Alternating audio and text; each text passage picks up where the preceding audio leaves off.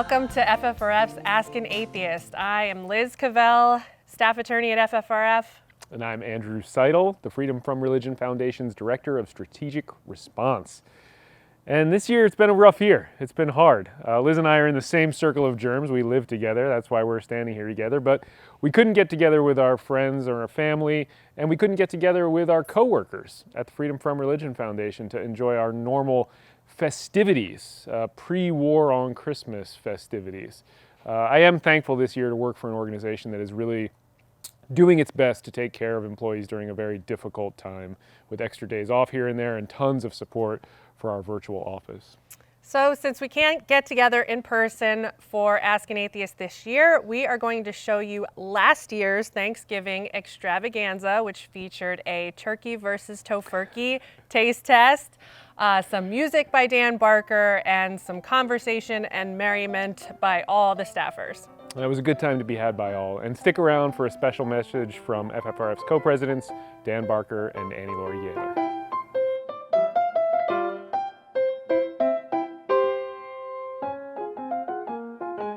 Hi, Dan. What are you playing there? Hey, that's the traditional, for some people, the traditional Thanksgiving song, Over the River and Through the Woods, to grandmother's house, except today it's FFRF's house. To FFRF's house. To Freethought Hall. To Freethought Hall house for our Thanksgiving special. And we like the song because the lyrics, Over the River and Through the Woods to Grandmother's House, were written by Lydia Maria Child, who was a freethinker. So there's a little bit of freethinking history to Thanksgiving. It might be easier at this point to say which musicians are not freethinkers. Which ones are not? Yeah, there's four. Okay, yeah, there's four. That seems about right. So what's with those sweaters? You like it? Yeah, what is that, Santa? This is Thanksgiving. Oh, yeah, but I mean, as you know, the war on Christmas traditionally starts on Black Friday. That's actually why we call it Black Friday. Yeah, but it gets earlier and earlier every year. So we're geared up for the war on Christmas here. That's right. With our ugly Christmas sweaters.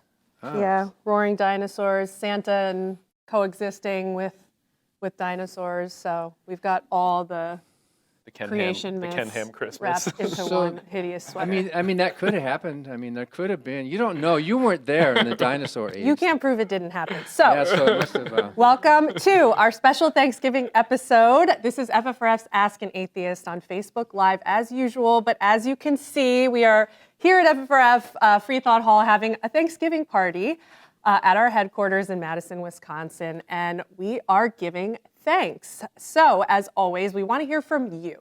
So write in, comment your most unusual Thanksgiving story, maybe some awkward conversations, perhaps around your religious beliefs. Or lack thereof. Happening at grandmother's house on Thanksgiving Day. And we want to hear stories from our viewers about the holidays or Thanksgiving and how you made it through. So You can comment right there on Facebook or send an email to askanatheist@ffrf.org if you don't want to comment publicly, but we probably are going to read it out. So yeah, so Andrew, you have a little Thanksgiving story to share. a little bit of a Thanksgiving story. When I was first coming out and saying, yes, I'm an atheist, I was never a believer in my family, and I think everybody knew that. Most of my family is not really believers either. But when I first said, yes, I'm an atheist, at Thanksgiving, one of my family members said, so you don't believe in anything? I said, no, of course I believe in family and good food and fun and fighting for something that's bigger than yourself and all these different things. I just don't believe in that one particular thing because there's no evidence for it and it's a really bad idea too.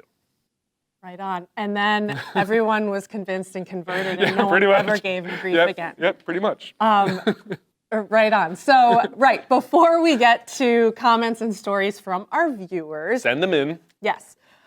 We are going to take a look at our very own resident vegetarian / attorney, Sam Grover, cooking his not so traditional Thanksgiving Tofurky. Check it out. Hi everyone. Sorry I couldn't be here today, but this is Sam, one of FFRF's fine attorneys, and I'm going to show you today how to prepare a Tofurky. That's right, Thanksgiving doesn't have to involve the slaughter of an innocent bird anymore, thanks to this beautiful invention. But last year was a different story. They asked me to carve a turkey on camera. We are going to have our resident family vegetarian carve our feast. Oh, yeah, that's me. We have a beautiful spread before us, and here we go. I'm just, I'm obviously very skilled at this, having Yeah, I don't think that's the way you're supposed to do it. done this many times before.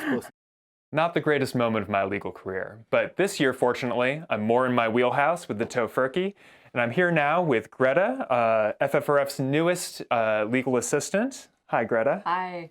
Yeah, so let's get right to it. I'm going to show you why Tofurky is easily the best thing that you can do for Thanksgiving, far better than the meat-based option. The coolest thing about the Tofurky is that you can just like throw a whole bunch of other things right in beside it. It's not going to mess with the cooking at all, and instead you're going to end up with a whole bunch of healthy, delicious side dish options. So we've got some apple here, we've got some sweet potato, carrot, onion. We're going to do some zucchini as well. I think that's a good choice. Is this what you would normally cook for your Thanksgiving meal? You know, I'm going to go ahead and say yes for the purposes of this video. But no, actually the reality is that there are a lot of better meat alternatives than Tofurky for Thanksgiving and otherwise. And what inspired you to become a vegetarian? I'm so glad you asked, Greta, because the truth is that everyone should try to cut some meat out of their diet for sustainability reasons. The Earth's not getting any cooler, and meat production uses a lot of resources that we just don't have. For the record, going full vegetarian, actually not that hard and not that bad. All right, here we go. The Tofurky unboxing. Let's see what we've got here. Oh gosh, some delicious looking gravy. So much gravy. Oh, they give you lots of it. Okay, and here's the beast in question. It does not look appetizing at all right now. Let's see if we can do something about that. Now, what you're going to want to do here is open up the fake bird.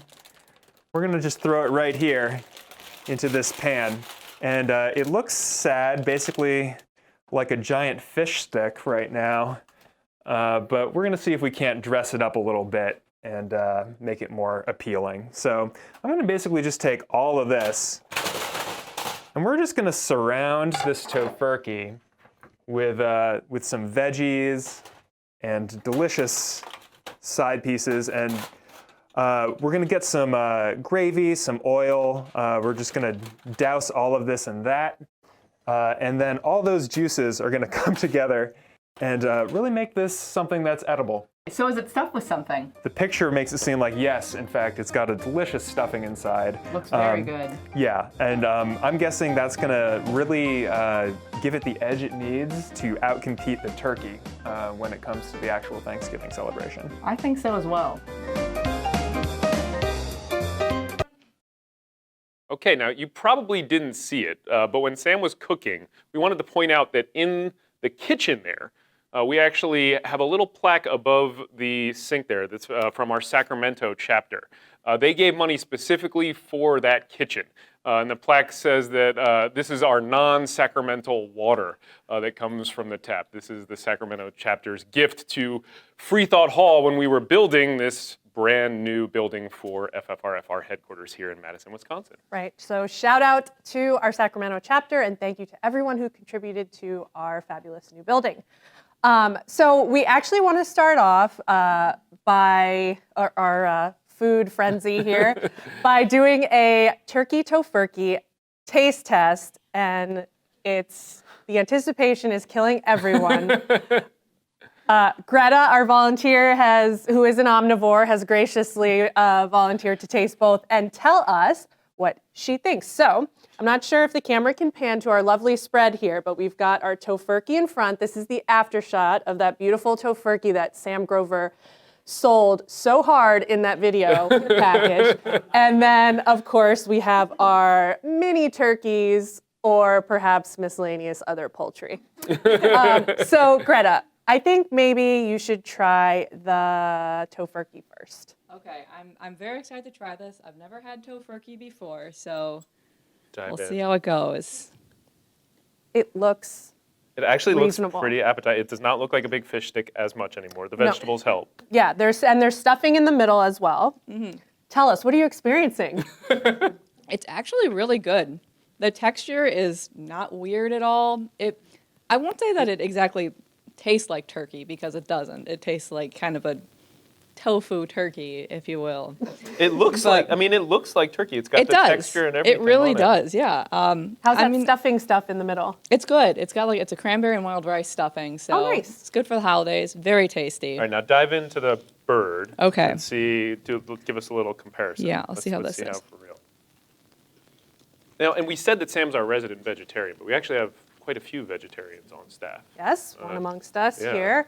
Buzz, the voice of Big God, one. Dante, Maddie. So we have 3 on the legal staff. I think there's actually like a higher percentage of vegetarians among non-believers and atheists than the general population, but I have no data to That's back a that up. statistic that No Andrew data. made up. Yep, made up statistic right here. I did ask Phil Zuckerman before we came live, but he didn't get back to me in time. So anyway, comparison. Yeah, What do so you think, Greta? the chicken/poultry is also, it's good. I think it's a little bit drier. I feel like the tofurky retained a little bit of the moisture wow. better. And I think that maybe just because we put more seasoning on the tofurky has a little bit more robust of a flavor. So between these two, I have to say that the tofurky is good. But if we're going for against my dad's turkey, that has to win. Okay. So right here though, did Sam beat out? Yeah, I would say wow, Sam's gonna be so today thrilled. with this, Sam did win. The tofurky is better. Way to go, Sam. Wow. Yay, Sam. Sam, We non-believers, we have gratitude too. We feel appreciation, but we give thanks where thanks is due.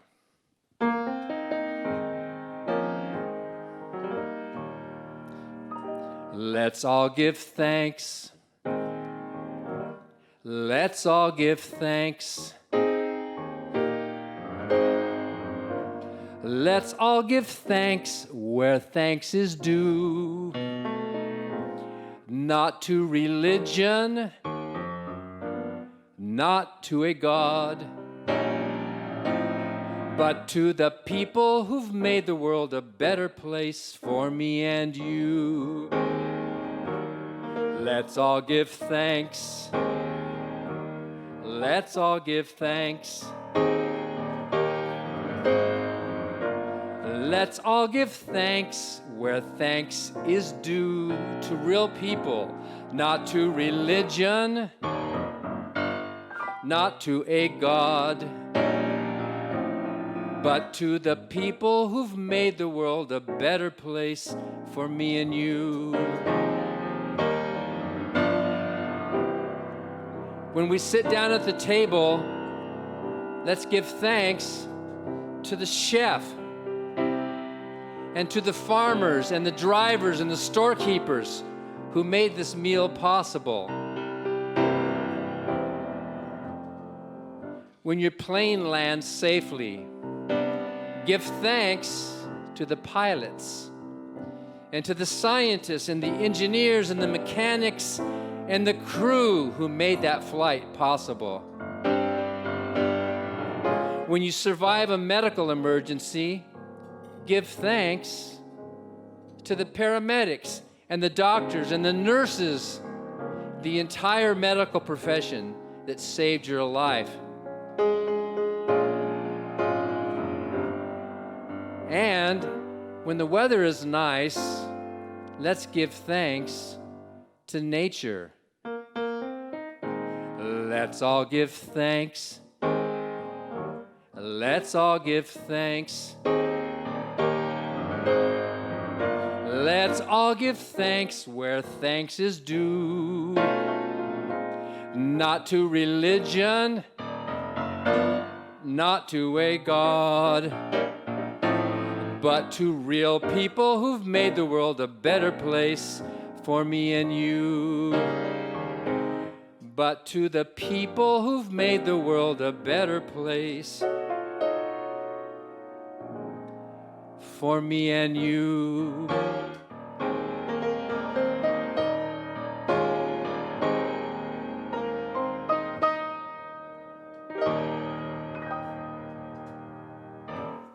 yeah. All right. Well, that was fun and sad. And maybe next year, this time, we'll be in person celebrating together again. But for now, stick around for some thoughts on Thanksgiving in the time of COVID from our beloved co-presidents, Annie Laurie Gaylor and Dan Barker. Hi, I'm Annie Laurie Gaylor, co-president of the Freedom from Religion Foundation, wishing you a happy Thanksgiving. I'm sure you have been a captive at some family function or other on Thanksgiving or some other occasion where you have had to listen to an endless prayer by a religious relative thanking God for the meal instead of thanking the cook. So I'm sure you will thank the cook. This time of year, my thoughts turn to my mother, Ann Gaylor, who co-founded the Freedom from Religion Foundation with me. We started back in the 1970s, but she was the principal founder. And she was born around Thanksgiving. So usually we would celebrate her birthday on Thanksgiving. And I think for her, she had mixed feelings. She was a great aficionado of pumpkin pie and other pies, but she also loved cake. She didn't always get her birthday cake. I also think about her ancestor, George Sowell, who was a direct descendant from the Mayflower. And that name is spelled Sowle, and you see a variation with a U, Soule.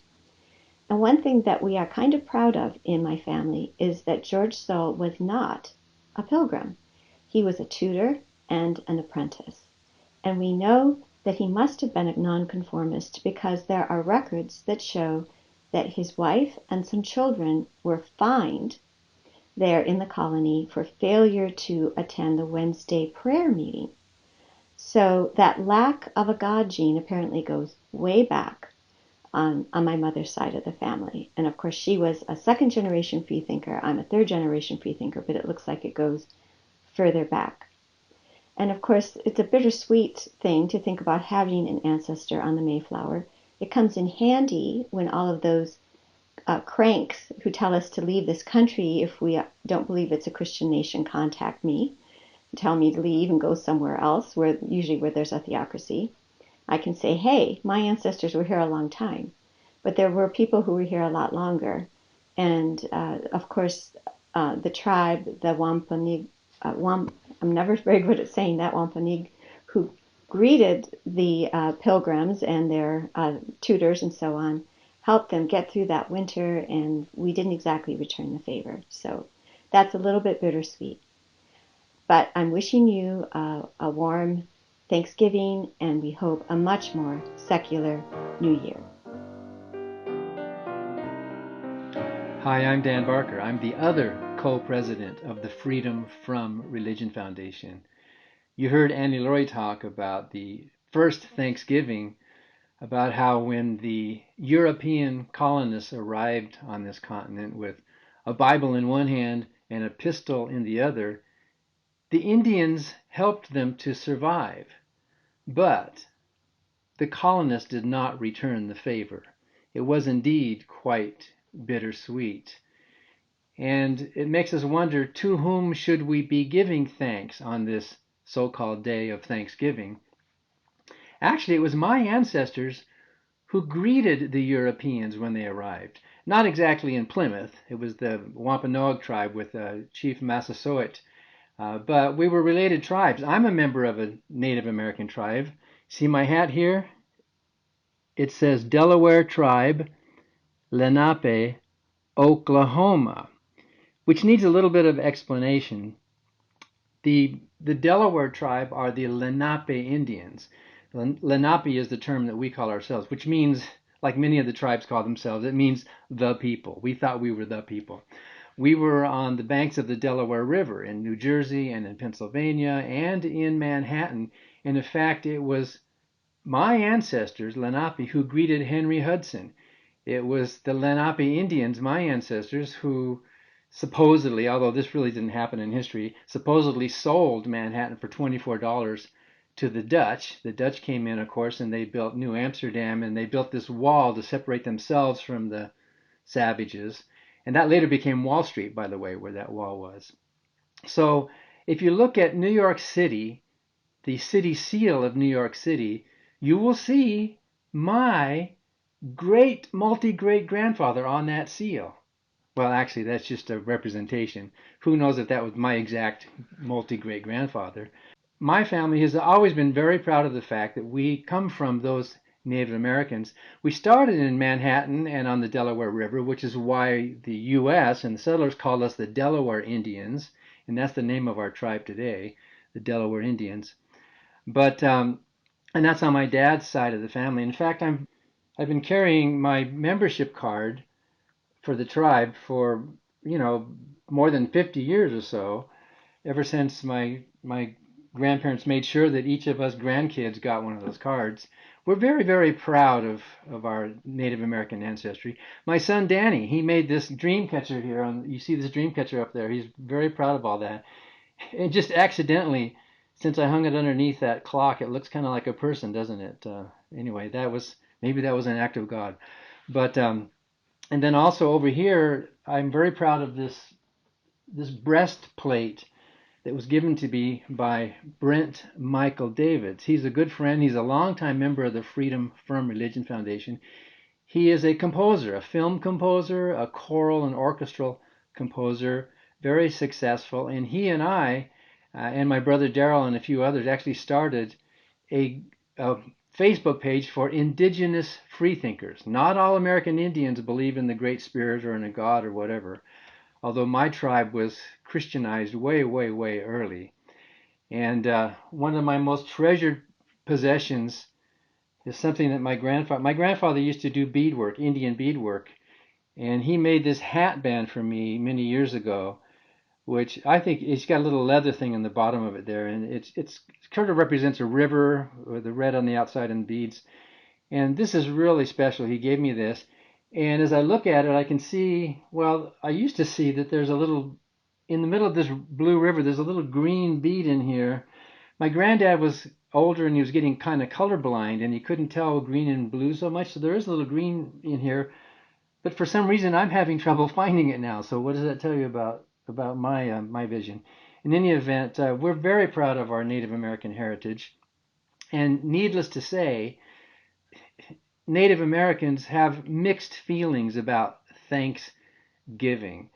Of course, we all have many things to give thanks for, but when you think about the American holiday of Thanksgiving, supposedly honoring the arrival of the Europeans who gave thanks to God for clearing the way for the city on a hill and all of that. In fact, today in Plymouth, they don't celebrate Thanksgiving. The natives don't celebrate Thanksgiving. They celebrate what they call a national day of mourning. And there's a plaque on a rock there in Plymouth that talks about that. Let me just read that plaque, what it says to you.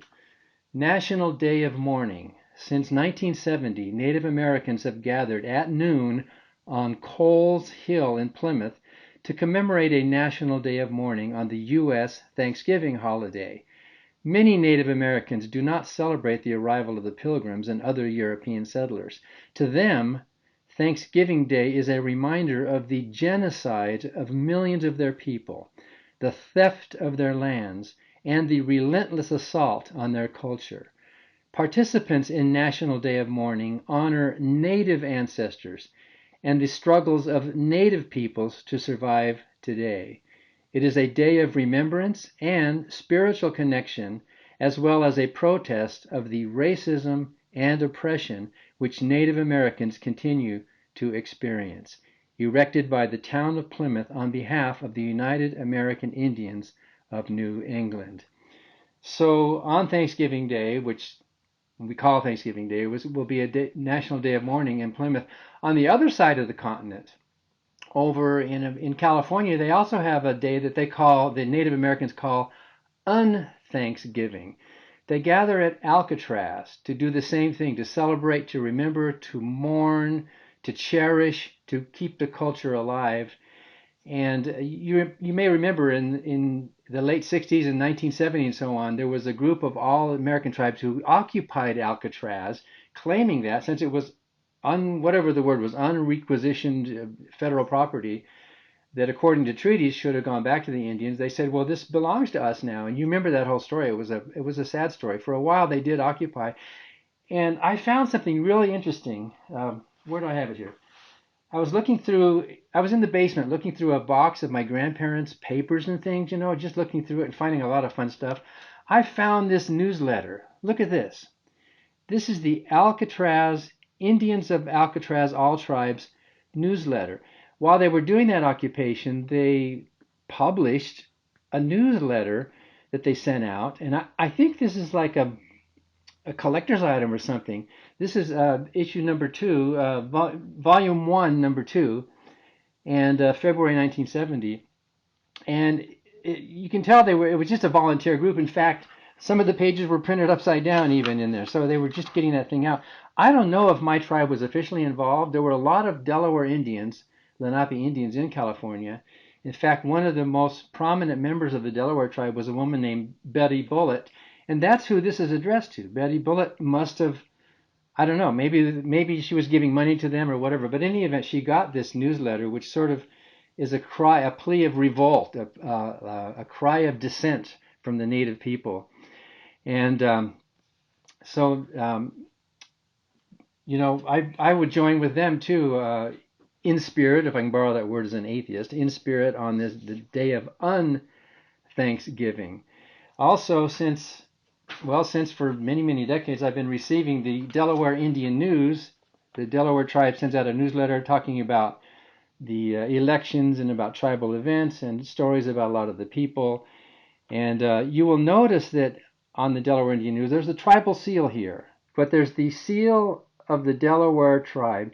This is a revamp of an original seal, but you will see on the seal there's 3 clans. There's the wolf print, there's the turkey, and then there's the turtle. But up above it, and there's also the mask there, up above it is a Christian cross. And how did that Christian cross get on our Delaware seal? In fact, it happened way back in Kansas when our tribe was, for a while, had a reservation in Kansas, outside of Kansas City. And when Kansas City was growing, and the Delaware Indians donated a lot of land to Kansas City. And I was walking through the airport in Kansas City a few years ago, just kind of noticing all the, you know how in airports they have all these tiles all over the floor to decorate. I spotted an image on the floor of the Kansas City airport, which looked very familiar to me. When I looked down at it, there it was, our tribal seal, the Delaware Indian tribal seal. It doesn't say anything, but that is the tribal seal. That's an older version of it. And it has that cross on it. Nobody knows how that cross got on the tribal seal, but we do know that my tribe was Christianized really early, way back to the 1830s on that Kansas reservation. It was Baptists and Moravian missionaries, I think. And my granddad said that his mother, who was a full-blooded member of the tribe, that her favorite song of all time as a Native American was Rock of Ages. So they were very devout, religious people. His dad was not Delaware. His dad was half Cherokee and half British, basically, which is where the name Barker comes from. And his dad, my great-grandfather, was on the 1900 Tribal Council during the census that determined who were members and who weren't. And since my 5-year-old granddad was on that tribal roll, we are all voting members, and sometimes we even get some tribal settlement monies from that. So that cross shouldn't be there. That cross, it really is an insult to the history, and yet the modern tribes have, I think it was just to survive. In order to survive, you pretty much had to adapt in many places. But some of us don't want to adapt. We do want to continue the dissent, continue the unthanksgiving. And I think when we're thinking about Thursday, the U.S.'s National Thanksgiving Day, let's really remember to give thanks where thanks is due. Thanks for joining us. We hope you have a safe and a responsible Thanksgiving this year. And join us next week for another episode of FFRF's Ask an Atheist. We're coming up to the War on Christmas season, my favorite fake season of the year. So we'll have an episode on this soon. Yeah. Join us then. See you soon.